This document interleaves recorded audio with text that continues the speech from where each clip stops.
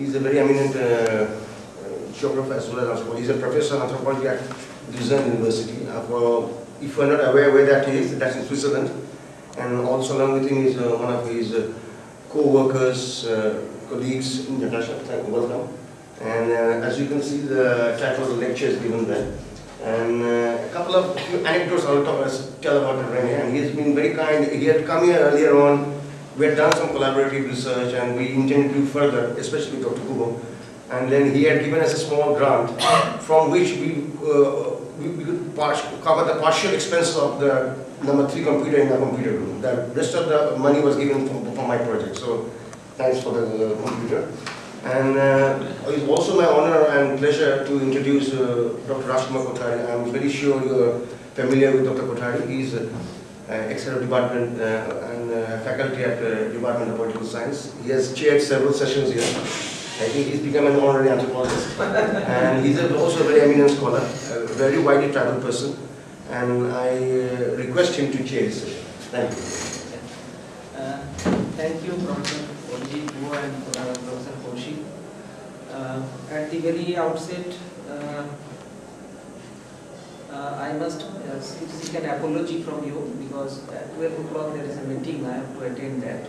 So sharp at 12, I will leave this floor and request Kaushik to chair this session if it continues beyond 12. Already Kaushik has welcomed our honorable guest, and Rene Veron, Professor Veron is a professor of social geography at the University of Lausanne. He has worked for 8 years at the University of Guelph, Canada, as well as for Trent University, Canada, the Universities of Cambridge and Keele, UK, and the Development Studies Institute at the London School of Economics, UK. He pursued his graduate studies in geography at the University of Zurich.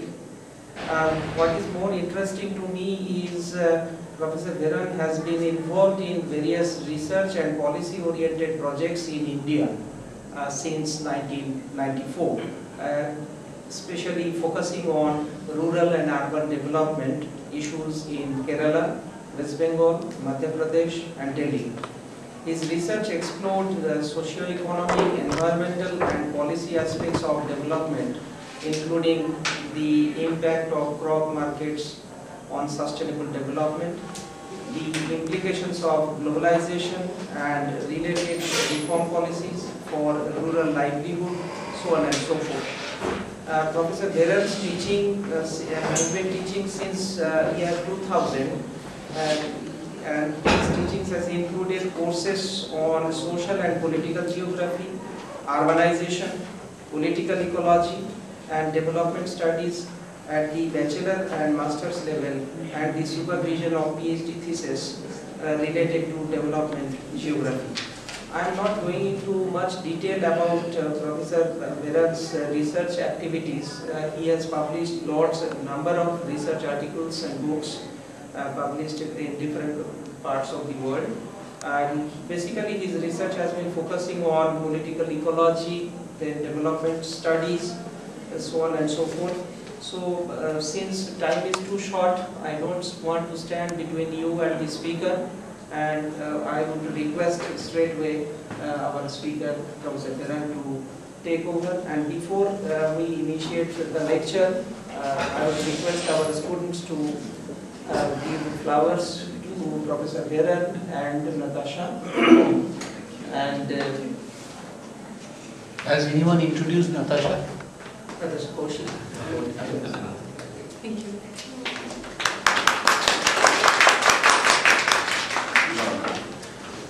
অনেক ধন্যবাদ। আমার বাংলা খুব খারাপ, যদি আমি ইংরেজি বলবো। So if you don't understand my accent, please just stop me and ask questions, or you can interrupt me at any time. You see the title of this talk, and it's actually research that has not been finished yet. So we just started. It's a project funded by the Swiss National Science Foundation. The project started just in October, last October, And we are actually now here on an exploratory visit just to select some cities for this research project. So I will not talk much about results of the project because we don't have any yet. I will explain more a little bit the idea behind this project. We'll talk a little bit about methodology, and then I'll particularly also give some first impressions from Gujrat, where we also work. So we spent already a week in Gujrat, and now we spent more or less a week in West Bengal. So I will show you lots of pictures about Gujrat. You see my name there.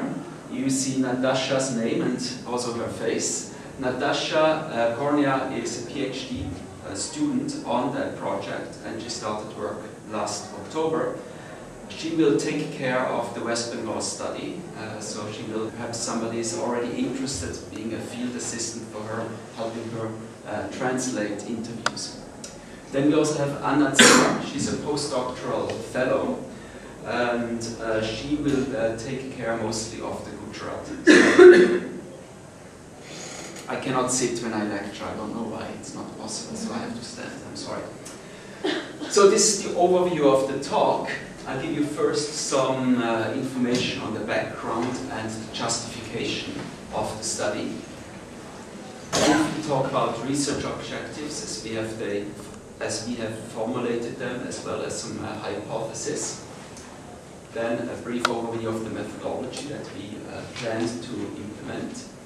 As I said already, we'll give you some first impressions from our Gujrat study site, and these impressions will be mostly in form of pictures and my probably useless comments to it. And since this is an ongoing or starting project, I cannot give you any conclusions, but I will raise rather a couple of very concrete questions for the West Bengal study, and I hope that I will learn from you. Okay? Okay, to the background. Why small cities? I have started with my PhD, I have started with my research more on rural development issues. And over the year I have come to think that urbanization and urban development issues become very important. A country like India is very fastly urbanizing. Now when we look at the literature, I'm already at that point, but I'll come back to that. When we look at the literature, particularly in India, but also elsewhere in the developing countries, we see more and more studies on the big metros. How the urban poor live, how the urban services are, how the big cities are more and more being polarized. Is my English okay? Yes, yes, more than. Now we have much less studies, much fewer studies on small cities. It was quite different in the 1960s and 70s. There were quite a few studies, but more recently there's not many studies on small cities. Now, however, lots of, or a big proportion of the urban population worldwide actually lives in small cities. Here defined as cities of a population of less than 5 lakh. More than 50% of the global urban population lives in smaller centers. So not necessarily Delhi, Mumbai, New York, Tokyo, and so on and so forth, but smaller centers. When we look at India's urban population, well, we talk often about these million cities, the mega cities in India, but more than 60% of the population is actually living in smaller cities. These are, of course, small and medium cities of less than 10 lakh or less than 1 million. Now, for our study, it's always difficult to find definitions and to define what is a small city or what is a medium city, what is a big city. It's a difficult question.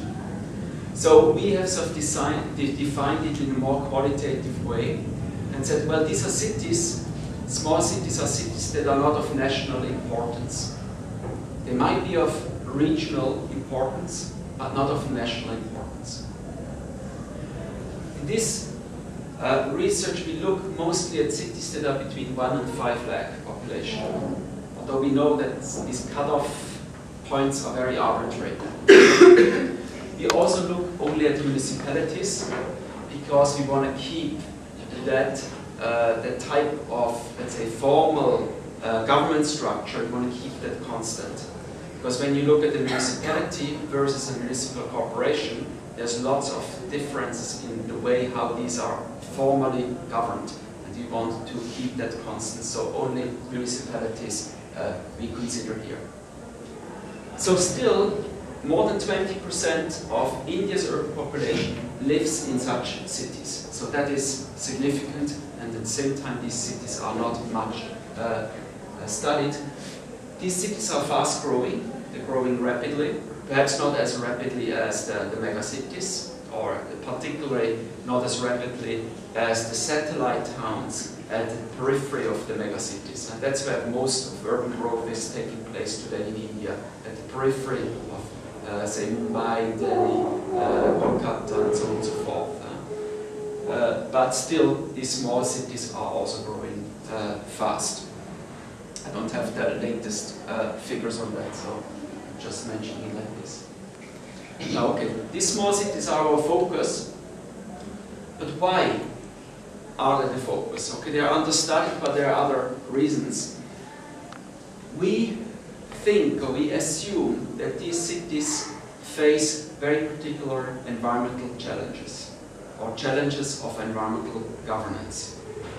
First of all, they have the same pollution problems as the large cities, because more and more they are motorized, often they are industries. People use also more and more non-organic materials, producing non-organic waste, plastic, and so on and so forth. So these type of problems, they are associated with development. Okay? More vehicles and so on and so forth, creating more pollution, creating overuse of resources, be it soils, be it water, be it the air or clean air. At the same time, that's common for cities in the developing countries, but is probably even accentuated for small cities. They face so-called brown agenda issues. And these brown agenda issues, or environmental issues, are related to underdevelopment. That means housing is not adequate. Water supply, in particular in Indian cities, sanitation is not adequate. Housing is eliminated. Now, unlike the metros, this is all relative, less than the metros, small cities often face limited capacities. We did some very draft calculations of funding that goes to small cities versus to metros in the Indian case. And even though small cities below 1 million have about half the urban population in India, they receive maybe 15% of the funding.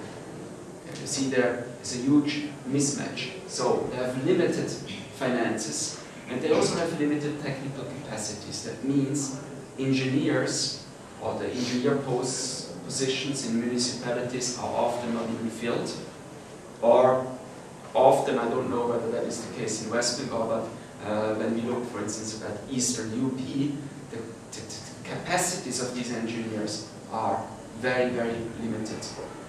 They need help from outside. They cannot really provide the services of the city. But then, of course, also these small cities have a limited political clout. It's not Delhi. In Delhi, where all the bureaucrats, the national bureaucrats sit, they make things move. In Midnapur, even the Midnapur elite probably finds it difficult to make things move. Okay, that more investment comes into this city. So that's what I refer to as a triple environmental challenge. That is my label. And somehow the idea of our research was that this environmental challenge, or this triple challenge for environmental governance, is pronounced, is accentuated by a current reform agenda. The current reform, call it neoliberal reforms after '91 with the new economic policies, has also affected urban governance. Today, cities are supposed to be often self-sufficient, so they are supposed to compete with other cities for funding. So often government funding has been reduced. In theory, cities have more tax-raising powers, in theory, that they then could use for their own projects. But what we see often, particularly in very small cities that have perhaps not a big tax base, but we see that they find it very, very difficult in this new, more neoliberal context. So that is interesting for us to see also the new forms of urban governance that are arising. Just to start with, how do we understand governance? We look at this in a very descriptive way. That means we also look at non-government actors that are actually providing services, environmental services in small cities or in cities in general. There could be private parties through private-public partnerships. There could be NGOs, clubs, and so on and so forth. And that's somehow the idea of governance, that it is different actors that work together to govern spaces, to govern cities. I already talked a little bit on the neoliberal reforms. There's very clearly a focus with neoliberalism on the large metros, because these are seen as the growth engines of the economy, of the national economy. When you look at the figures of GDP growth, this is true. But when you also look at the figures through investment, and you also see that more money, also more public investment is going into these large cities. Yeah. I already sort of talked about the General Urban Renewal Mission. We sort of see that through, or in context of that mission, of the programs, cities have actually to compete with each other for funds. They have to develop development plans, vision statements, and so on and so forth, to attract funds. So a city that is a small city that has not technical capacities finds it more difficult, I assume, to attract or to develop a good city plan and then to attract funding from the center through this urban renewal mission. There's actually a typo here. It should be JNNURM and not as I wrote here. That's for India, but also. You also see more and more parastatal agencies. In Gujrat, for instance, was the Gujrat Industrial Development Corporation that managed whole townships and whole cities. I think that is also the case in West Bengal to some certain extent, when you have particular development authorities. I think in Bihar there is, I think, one tourism development authority that is somehow a parastatal. It's not linked to the same processes of decentralized democracy as a municipality is. We see an increase in delivering urban services through user fees, that you pay for your urban services, you pay for your water according to how much water you use, you pay for solid waste management, and so on and so forth. That is clear. You also see an increase in the so-called public-private partnerships to provide infrastructure. So mixing public and private investment together, and not just having everything provided by the state. What we saw in Gujrat very much is also an increase in e-governance. I'll show you some pictures later on. Tax reform. Gujrat is, I think, probably quite a good example where municipalities have more taxation powers today. That's, of course, important. There's many more things that are related to these neoliberal reforms. At the same time of these neoliberal reforms, in India we see also decentralization with the 74th Amendment that is important for urban areas. I mean, in many states there have already been elections to urban local bodies before, in municipalities or in municipal corporations. But with the 74th Amendment, there is also an official devolution of core functions to urban local bodies. For instance, water supply and sanitation is in many cases has been decentralized to the urban local bodies. The creation and maintenance of parks. I think solid waste management has always been the jurisdiction of municipalities and so on and so forth. So there have been a few responsibilities have been, I can say, downloaded to the local bodies. The question here is, of course, whether there's a match between more responsibilities and more funding. And often there's actually a mismatch, which creates problems. I don't know yet much about the functioning of standing committees, specific to particular issues. There's a standing committee on, let's say, water supply and so on and so forth. I don't know whether they're actually in place or only on paper. I already talked about city development plans. In order to get money from the central government, often such city development plans are required. I don't know about the state of ward level committees. I mean, there's provisions in the legislation that at least municipal corporations should have ward level committees. I don't know whether ward level committees are actually functioning in a state like West Bengal, whether they function also in smaller cities. Yes, they function. They function. Yeah. So that will be something interesting for us to look at, because they're not existent in Gujrat. And again, there's many more things to be added there. Still okay? Yeah. Now to the research objectives. I go through these relatively quickly. There's two general objectives that are more descriptive. First of all, we want to just give a portrayal of these urbanization processes. We will do that perhaps with analysis of maps. We can also sort of partner up with another project that is running in India. It's called Suburban by French researchers, to look a little bit about the urban sprawl, transformation perhaps also of waterways and water bodies in small or in selected small cities, and just trace a little bit the environmental history of these cities. A second, more descriptive aim is to see what are actually the evolving forms of environmental governance. I already sort of gave you a list before, but in particular states, in particular cities, there might be one or the other component more important. Okay, so one town might have already adopted e-governance while another doesn't do it. Okay, so we want to describe this on a city-specific level. But the third objective is perhaps of the core objective of the research. When we talk about environmental governance, we also have to talk about politics. Environmental governance is not just managing the city.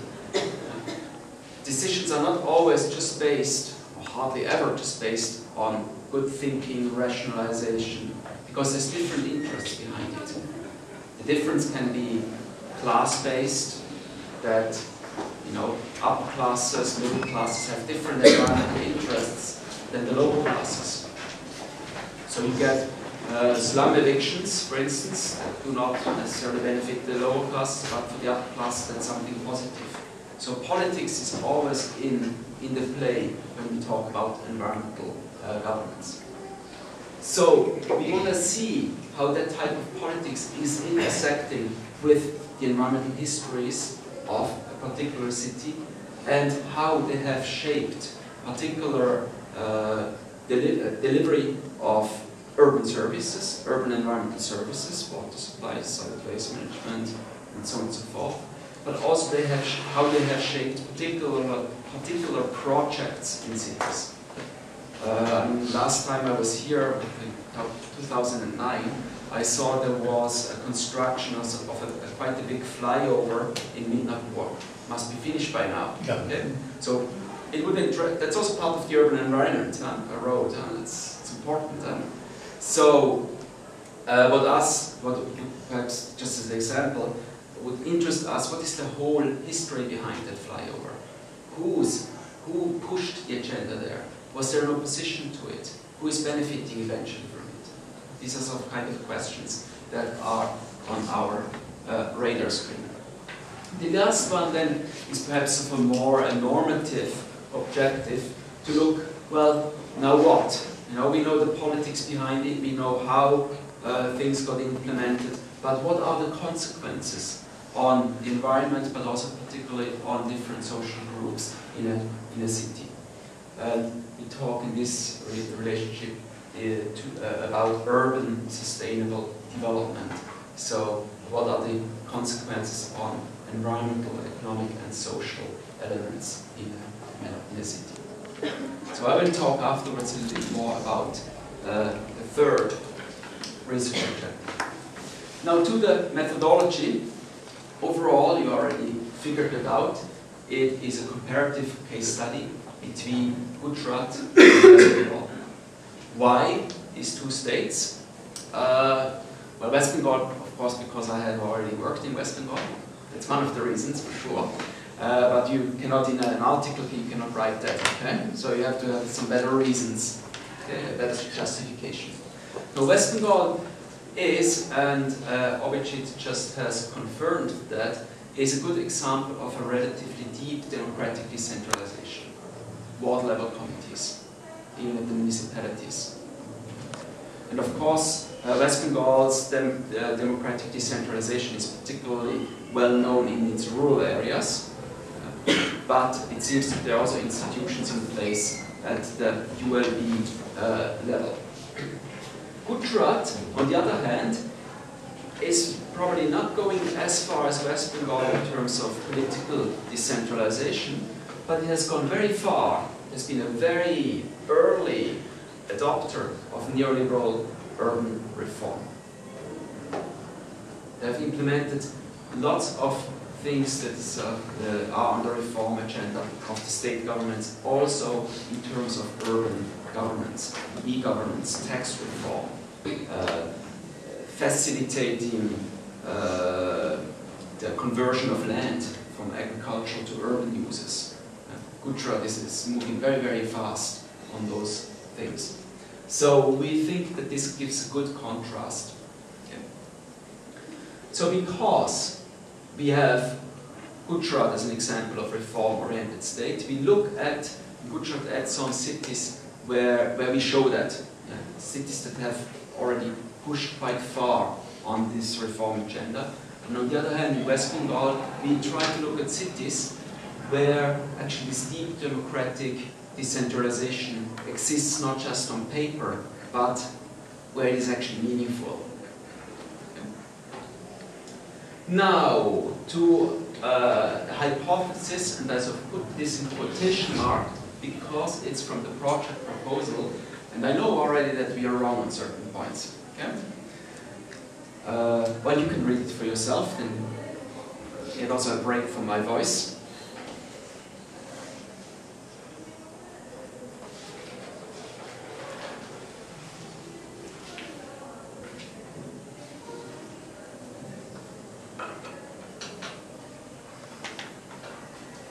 Finished? Yeah? So, might be interesting to find out whether that's true or not. One thing that's certainly not true is that in Gujarat they neglect small cities. On the contrary, there's a lot of state funds that are going directly to small cities in Gujarat.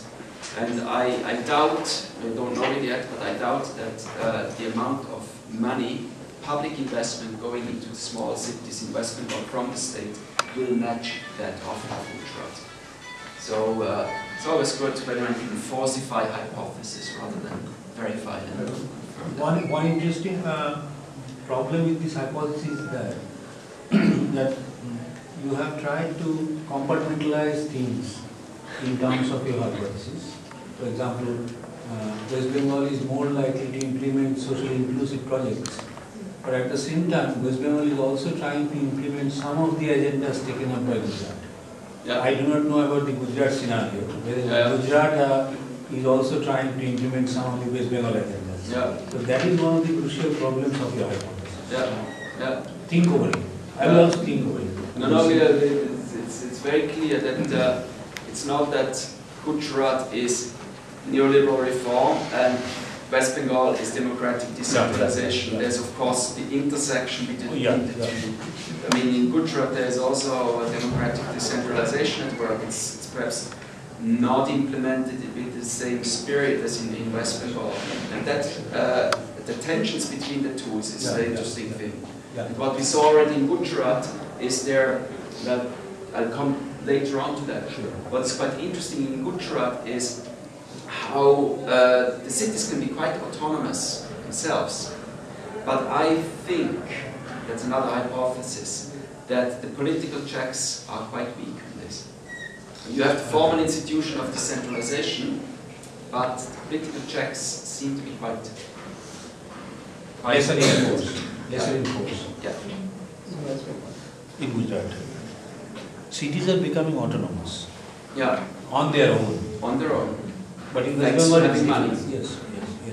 Yeah. Money matters. Money matters. Yeah. Yeah. We have not really looked at money much in the project proposal, but I start to... But think about the cooperative culture of Gujarat. Yeah, that too. Gujarat had a long tradition of cooperatives. Yeah. West Bengal spoke of cooperatives but never implemented this. That's another dilemma. They have an ethnic also towards business, no? Gujaratis are very entrepreneurial. Yeah. And also they're very entrepreneurial, but the administration is also very entrepreneurial. You find government officers they act more like entrepreneurs.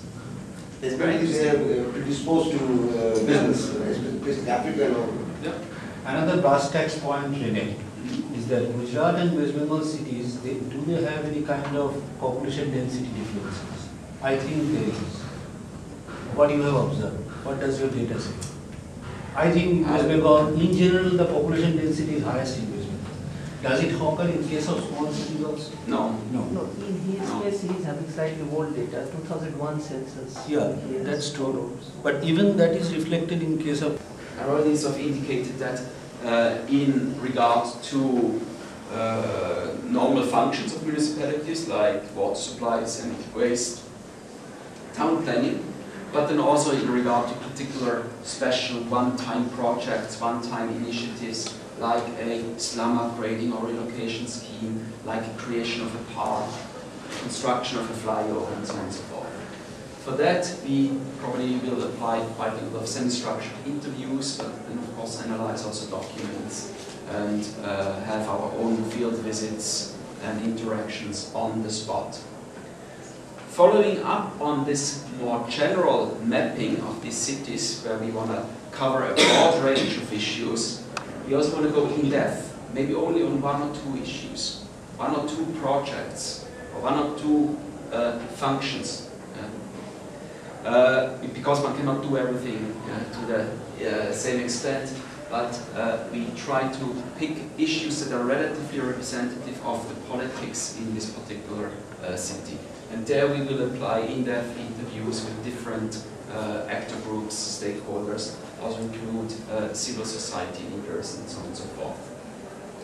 And finally, and this we don't know quite how we can do this, we'll try to do some qualitative comparative analysis. Qualitative in the sense that we will not be able to measure different variables and then sort of do some comparison like this, because there's lots of variables here that cannot be controlled. So it does not really make sense to do a quantitative comparison. Before I forget, Rene, another thing which you haven't taken into consideration is that you take up the corruption thing in both these areas. Yes, but that never can just put on slides, otherwise. That is difficult to quantify. That's difficult. No, there are corruption indexes done by Transparency International and all these things. See a mapping of resource flows, huh? Yeah. been classified. Yeah, not yet. But globally, countries have been The classified. countries have been classified. Like human hunger index. Yeah. And the malnutrition issue, which you always take. Hunger index is there. Yeah. There. Some of these points could be incorporated. And you can also quantify it also. You know, like if you code it, if you code some variables, then you can quantify it. Do some variables, isn't it? We see there that the cities are growing. I mean, I must say that we focused on the golden corridor. Cities are growing very, very fast. There are also the small cities. And what we see there very often is the city is sprawling over the municipal boundaries. And you have two different types of governance. So in the municipality area, you have the ULBs, you have the municipality, you have some town planning. And at the periphery, you have panchayats, without any regulations for towns or how a city is being managed, not having the same resources, not even having civil engineers who look at these urban issues. So you see already there something quite interesting, and I think something that one does not see at the same level in West Bengal. Of course, what we also see is that these urban reforms have been implemented with different speeds to a different degree. What we saw very clearly is there's initiatives to implement e-governance, tax reforms, very important. They have increased their tax collection rates from about 50% very often to what they estimate to be about 90 to 95%. So that is quite a success. We see, just for two places here, we have a gut feeling that the reforms are much more progressed in Navsari than in Bharuch. For example, I will show you afterwards also some pictures on that. Bharuch is only now introducing e-governance and e-governance-based tax collection, while Navsari has done that 8 years ago, so quite some time ago, and already sees the benefits of having done that. Now, what we also already sort of mentioned that we see generally significant state investment in these small centers. What we also see, thanks to this, and particularly to taxation and revenue raising by the municipalities themselves, what we see that they have some autonomy. They're quite autonomous, these municipalities, and that is reflected in how they implement projects different ways. For instance, one city, Navsari, focuses very much on public-private partnerships. Tries to get private investors to build, for instance, shopping malls that are afterwards run by the municipality. While in Bharuch, they said, okay, we bring in the private parties, but only if we cannot manage ourselves. So that is somehow a last resort for them. So very different approaches in two small cities in Gujrat that are located quite close to each other, showing that there is some autonomy. There's also very different types of projects that the two take up. So there is autonomy. I'm not sure to what extent West Bengal municipalities also have that autonomy or not. That will be interesting to see. Now, we saw that lots of these projects that the municipality took up on their own, so that are not state or central schemes, are somewhat linked to city beautification schemes. Some parks, lots of parks, water bodies, things like this. In one case we will see it's even something else that you probably would not guess. And I also mentioned already that there's an entrepreneurial spirit there, and the projects, the municipal projects have very often the aim of cost recovery. And the municipalities actually talk about making money with them. So a shopping mall, it's not just because it's nice to put up a shopping mall, but the municipality itself wants to make money with it through the leases. Money that they can afterwards reinvest in urban infrastructure development. It's very interesting, this type of thinking. I put the question here. We don't quite know whether, we didn't quite see yet that projects, initiatives were very much oriented to the poor. That's a gut feeling. It does not mean This is that the they're necessarily... general feeling you have. That's a general feeling from the... All these states, in case of West Bengal as well as Gujarat and others. Only in Gujarat so far, because I've not seen much in... I could feel that in West Bengal it's perhaps more oriented to the poor. At least in words. In work, exactly. It's this, the rhetoric is there. In Gujarat, I think the rhetoric is not in there, okay? Because it's more about, you know, getting a nice city that's economically strong and everything. Okay? That does not necessarily mean that these policies are anti-poor. They can be anti-poor, but not necessarily. Maybe they have no effect on the poor. Yes. Okay, that one has to distinguish between these things. And public participation appears very, very limited. When government officials talk to us about participation, they meant always that private investors participate in the financing of a particular project. So no talk about public consultations, citizen consultations, things like this. This was not even on the rhetorical level. Okay. Now, I promised you to show some pictures. This is on Mehsana, which is about 40-50 kilometers north of Ahmedabad. You see the town scenes that you would see in West Bengal, small cities as well, so very typical in a way. What you also see, however, is malls, shopping complexes, one like this looking very modern. We haven't gone inside, but I assume that you can buy pretty much everything, global goods that are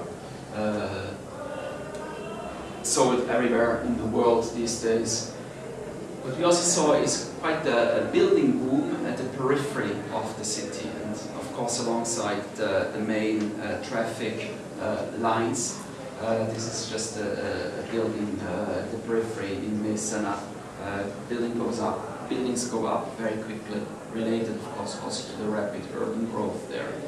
And perhaps also related to fairly easy regulations to convert agricultural land to urban purposes.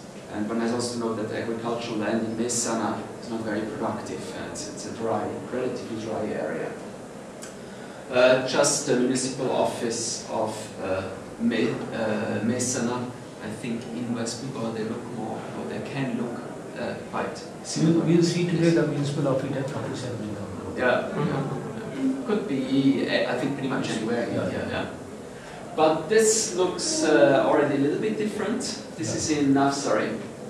And they have started with this e-governance many years back.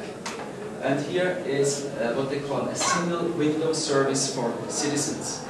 So when you have an issue with the government, let's say you need a birth certificate or you have a complaint for water supply or something, you go to one counter and this person is to deal with this in first instance with the help of computers. If there's really an issue that's been more complex, they will guide that person directly to the officer in charge of that. So quite a different system than what I saw in at least 10 years ago when dealing with the district bureaucracy in Midnapur. Okay, where you have a peon and you have to push your way through. Just an example of a birth certificate, how it is made. They have some cameras there, so people don't even have to come with their passport pictures. The picture is captured there, and then they get the birth certificate very quickly. Now this is one of the engineers, the municipal engineer in Navsari, so standing in front of a park that has been created through a private-public partnership between the municipality and the Association of Diamond Manufacturers. And you see, of course, there's a... That's good, yes. Okay, thank you. Okay. Kaushik, please. Thank you. This is just another picture of that public park that has been created through an initiative of the municipality. Another PPP, that's a shopping complex, and I already sort of told you about that the municipality is actually getting money through that. So it's also a business activity of the municipality, if you want so. And this is perhaps something that you did not expect from a small city, to have an Olympic-sized swimming pool. Oh, fantastic. People can take out memberships. Maybe somebody has an idea to build this in Midnapur as well. People can take out memberships, reasonably priced. It's not just for the upper class. I mean, it's. But that's not by PPP. This has also been. Oh, I thought. Can you remember what this has been made private? It's not a PPP. It's not a PPP. No. Solely municipality. Solely municipality, Very and good. then Very they good. sold subscriptions to raise Oh. funds, Yeah. lifetime memberships, and then now you can purchase like a 3-month or a 6-month or a 1-year Exactly. membership. Yeah. They're also saying, the municipality says that they make money with this now. I'm sure there's some cross-subsidization, I'm sure with water perhaps that they get for free, but on the books it looks like black figures. That's amazing. Now here is also a nursery. They have this reservoir, and of course they get water now from dams, from the uplands there. What happened here is they cleared some informal settlements at the boundary there that they were polluting afterwards. They built this fringe area that is green, and they say the water quality improved a lot thanks to that. We don't quite know. They say that they gave compensation for the relocation, and they provided new neighborhoods for people who were settling there.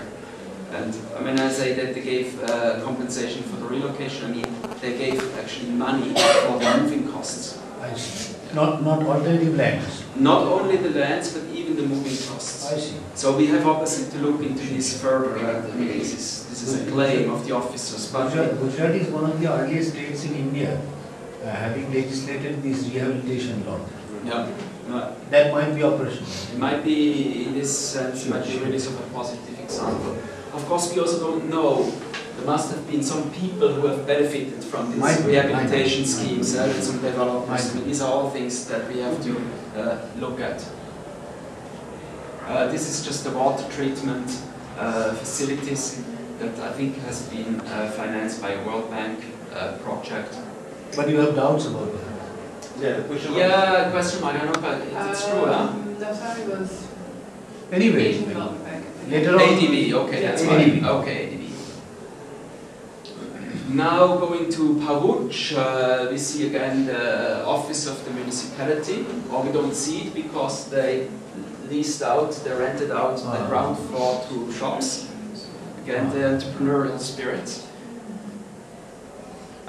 Here they just got a water treatment plan under this central scheme, the JNURM.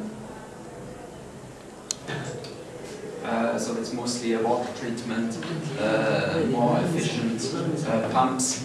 But then,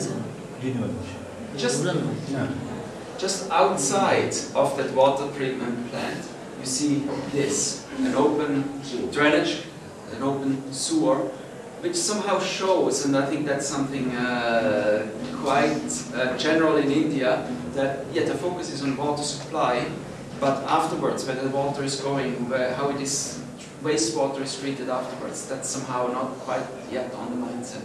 So this is the wall of the water treatment facility, which is kind of interesting. They also have a PPP project on previously what they call encroached land and the dumping site.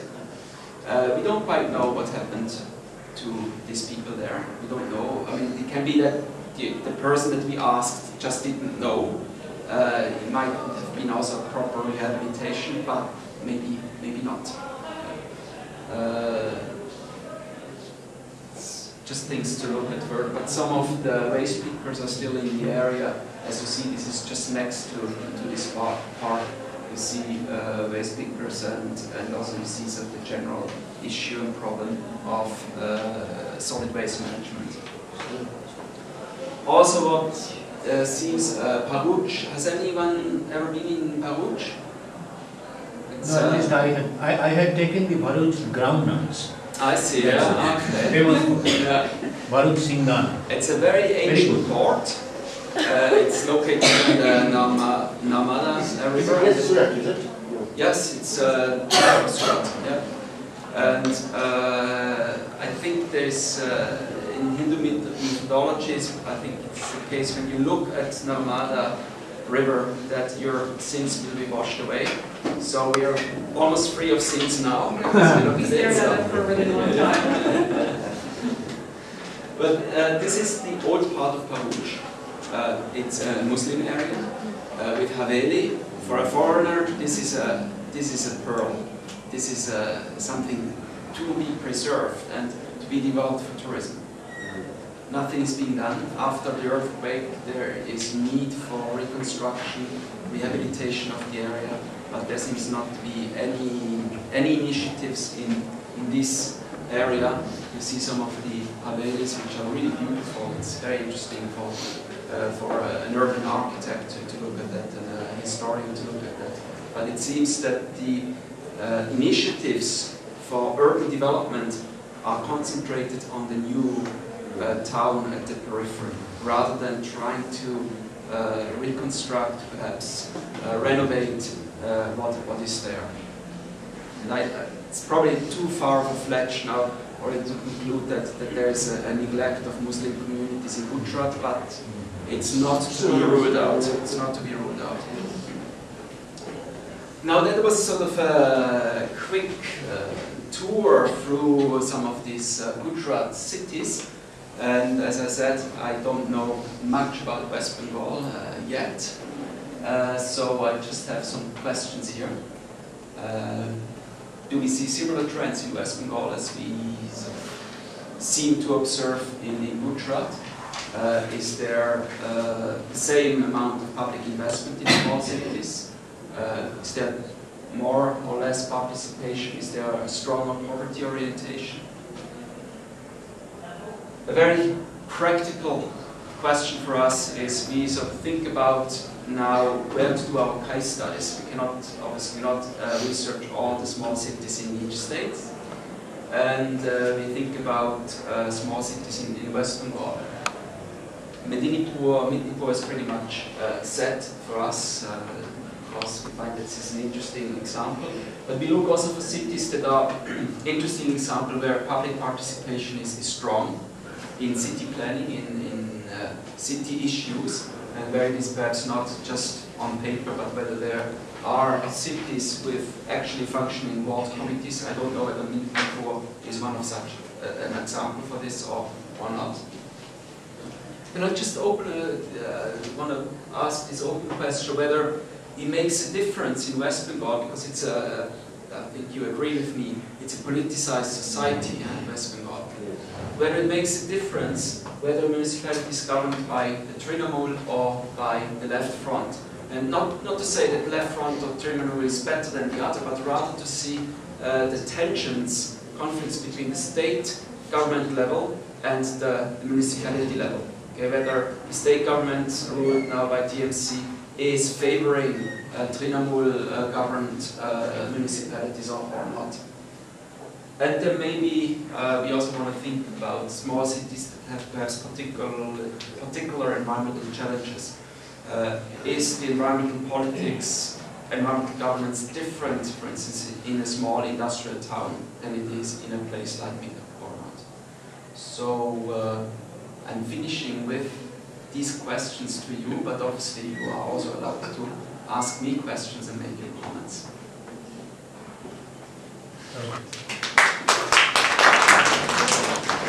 Thank you very much, Rene. Very interesting and thought-provoking talk. I think it's open for questions. Yai, for Vidya or the students. No, I will not ask questions. Questions, ideas. You can ask in Bengali and suggestions. Research Understand. I have in my class. You didn't understand anything, any particular point. It's not every day that we get an opportunity to interact with scholars of such repute. And, so we're fortunate to have you.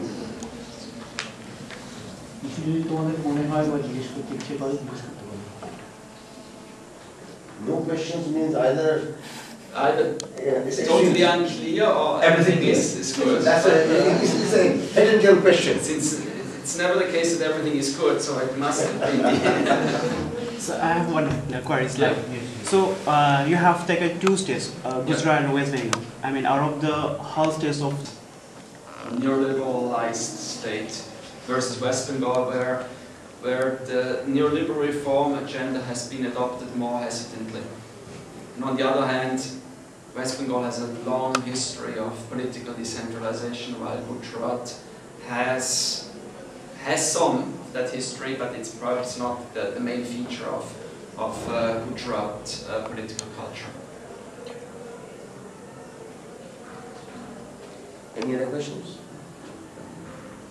Several times, and hopefully this Next time it will Natasha. Sure. Yes, I will not know. And if she anything, interacts she with will- us, you can take an email address and you can get in touch with her. When I come back.